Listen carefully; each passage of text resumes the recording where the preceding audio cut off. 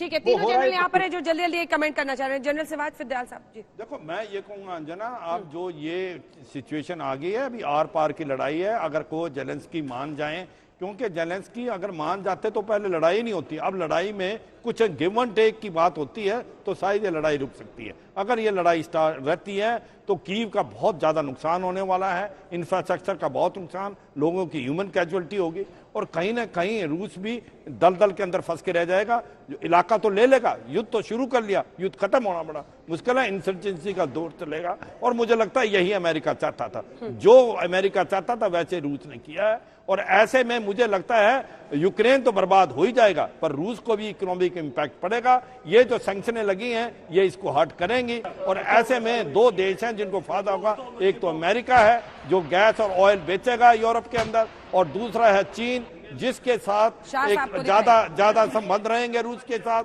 और ये एक भारत के लिए खतरा है। भारत को इस चीज का ध्यान देना है। मुझे लगता है भविष्य यूक्रेन का भी काफी नुकसान में है। ये लड़ाई आर पार की होगी, ये लड़ाई आर पार की होगी। गिव एंड टेक के जरिए अगर कोई समझौते की सूरत बनती भी तो बार बार उकसा कर अमेरिका गलत कर रहा है, ये कई एक्सपर्ट्स मानते हैं। मिस्टर शाह,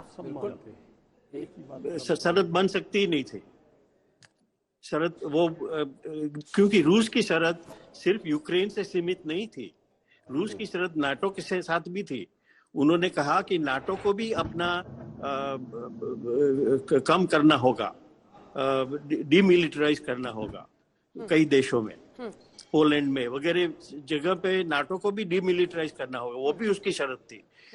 रूस की काफी शर्तें। नहीं, ये शर्त कब थी कि नेटो को डीमिलिटराइज कीजिए? देखिए, गलत इन्फॉर्मेशन मत दीजिए सर बैठ के प्लीज। ये कभी रूस की शर्त नहीं थी। वो नेटो को कैसे डीमिलिटराइज करने की शर्त रख सकता है? वो यूक्रेन को डीमिलिटराइज करने की शर्त कर रहा है। जब रूस और अमेरिका बात कर रहा था तब ये भी शर्त थी रशिया की, आप देखें बराबर, कि नेटो को डीमिलिटराइज कर दीजिए।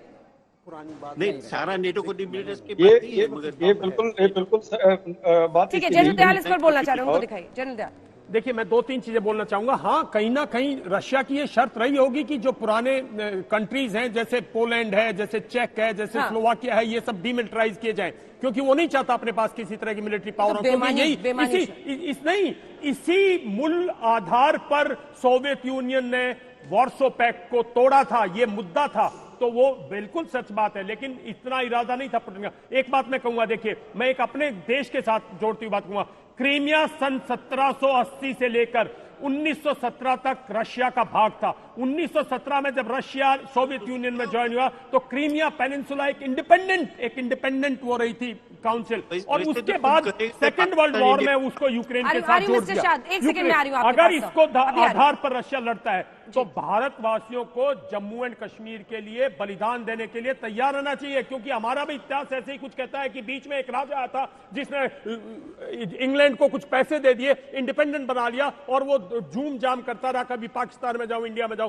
भारत का हिस्सा इसीलिए जम्मू एंड कश्मीर सदियों से है, जैसे अंजना, हमको एक बात और समझनी चाहिए इतिहास से। अगर हम कोई सबक लेते हैं, क्यूबन क्राइसिस जो हुई थी उसका कारण क्या था? उसका कारण यही था कि रशिया ने, यूएसएसआर ने जाके क्यूबा में अपनी मिसाइल्स तैनात कर दी थी। इसमें कि इटली और टर्की में यूएस ने की थी, बाद में समझौता हुआ और ये दोनों ने अपनी अपनी जगह बदली। तो समझने की बात यह है कि नाटो, जैसा कि जनरल शमर दयाल ने बोला, नाटो मिलिट्री अलायंस है, ये कोई ट्रेडिंग अलायंस नहीं है। इससे कोई आपका वो नहीं होता है। अगर आप उसके सर पर आके बैठेंगे तो जरूर उसको सरदर्द होगा, लेकिन सोचने की बात यह है कि हमें शांति की तरफ चलना है। बीच में एक बार जब दो शांति वार्ताएं हुई तो उस वक्त आपने देखा जो यूएस का बयान आया और जो नाटो का बयान आया, वो ऐसा नहीं आया कि आप शांति की तरफ बढ़ें। और ज़ेलेंस्की ने उस वक्त बोला कि हमारी ये शर्तें, उन्होंने बहुत सारी शर्तें उन्होंने भी रखी थी। मेरा ये सोचना है कि अगर ये पीस टेबल पर जाके बैठते हैं, दोनों लोग अपने मुद्दे को लेके बैठे, कोई न कोई नेगोशिएटेड हल निकलेगा। उसमें यूएस का और नाटो का बहुत अहम रोल होगा। ठीक है, मिस्टर शाह की बात बीच में रुक गई थी, आप पूरी बात कहें। यहाँ पर लोग आश्वस्त हैं कि कोई तरीका निकाला जा सकता है। मिस्टर प्रकाश शाह, नहीं, ये मुझे कोई ऐसा दिखता नहीं है, क्योंकि रूस मानेगा ही नहीं। उसकी एक शर्त मानोगे तो वो दूसरी 5 लेके आ जाएगा। ज़ेलेंस्की के साथ ही रूस की काफी शर्तें हैं, एक शर्त नहीं है। और और आगे जाके देखें तो रूस वो भी कह रहा है कि यूक्रेन के आसपास के देश है उनको भी डीमिलिटराइज किया जाए। तो इनकी शर्तें तो बढ़ती ही जाती रहेगी, रूस मानेगा ही नहीं। और वो यूक्रेन पे अटैक करना चाहता है, वो करेगा, अभी कर चुका है।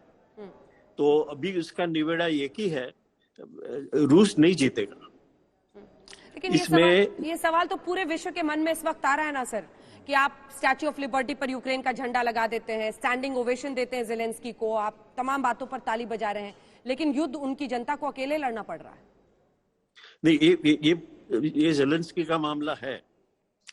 जेलेंस्की को क्या करना चाहिए वो हम कह सकते हैं, मगर जेलेंस्की कुछ भी करे तो रूस मानेगा नहीं, क्योंकि रूस कहेगा कि सिर्फ जेलेंस्की नहीं, आसपास के देशों को भी अब ये वो करना पड़ेगा। तो ये सब देशों कैसे आपका कर सकते इशारा हैं? उनके खुद को उनके सामने, मतलब एक तरह से सत्ता परिवर्तन के लिए तैयार हो जाने की बात पर आप ये कह रहे हैं? आपको लगता है कि जेलेंस्की को सत्ता परिवर्तन के लिए हामी भरनी चाहिए? जेलेंस्की कुछ भी करे, रूस तो कब्जा करके ही छोड़ेगा, यूक्रेन को तो कब्जा करके ही छोड़ेगा, उसके सिवाय और कुछ नहीं हो सकता वहां। अगर रूस को यूक्रेन का कब्जा नहीं मिला तब तक पुतिन लड़ता रहेगा। ठीक है, मिस्टर सिवाच बोलना चाहिए। देखो, मेरे को लगता है अंजना, जिस पॉलिटिकल और मिलिट्री एम से रूस अंदर आया है, मुझे नहीं लगता वो जब तक कीव को हम जीत नहीं लेगा और जेलेंस्की की गवर्नमेंट को बिल्कुल हटा नहीं देगा, तब तक उसको नहीं लगता उसका मिलिट्री और पॉलिटिकल एम सक्सीड होगा। मुझे लगता है ये कीव की लड़ाई आर पार की होगी, क्योंकि जो भी पुतिन बोल रहा है वो इतनी डिमांडें कर रहा है, उसको तो कोई मानेगा नहीं। एक तरफी डिमांडों का कोई नहीं मानने वाला। इसलिए मुझे लगता है पुतिन की जो 3 शर्तें हैं वो सब महत्वपूर्ण है, वो उस पर कॉम्प्रोमाइज नहीं करेगा। यूक्रेन नेटो का हिस्सा ना बने, उसका बाद दूसरी जेलेंस्की हटें, और तीसरी बात है क्रीमिया और डोनेबास के इलाके को आप ऑटोनमस माने, क्रीमिया को वो रूस का हिस्सा माने। इसके कॉम्प्रोमाइज मुझे लगता है वो नहीं करेगा, इसलिए उसने मन बना लिया है कि अब वो आर पार की लड़ाई करेगा। वक्त बताएगा। ठीक है मिस्टर शाह, एक कमेंट उसके बाद सिंह साहब आपसे एक कमेंट मुझे लेना है मॉस्को पर भी, कि क्या रूस पर भी असर नहीं पड़ रहा है इस जंग का? दबाव अंदर ही अंदर रूस में भी नहीं बन रहा उन पर। लेकिन मिस्टर शाह, ये सवाल एक सीधा सवाल आपसे पूछ रही हूँ। आप मेरे हर जवाब में ये कह रहे हैं कि रूस वहां नहीं रुकेगा, पुतिन नहीं रुकेगा यूक्रेन में, पुतिन आसपास के देशों पर भी करेगा, ये सब ठीक है, लेकिन नेटो मुल्क यूक्रेन की सहायता क्यों नहीं कर रहे? एक सिंपल क्वेश्चन है। सिंपल बात यह है कि अगर नेटो ने सहाय कर दी, खुद जाके अपने सोल्जर्स रख दिए, नो फ्लाई जोन बनाया, तो ये रूस और नेटो की डायरेक्ट फाइट हो गई।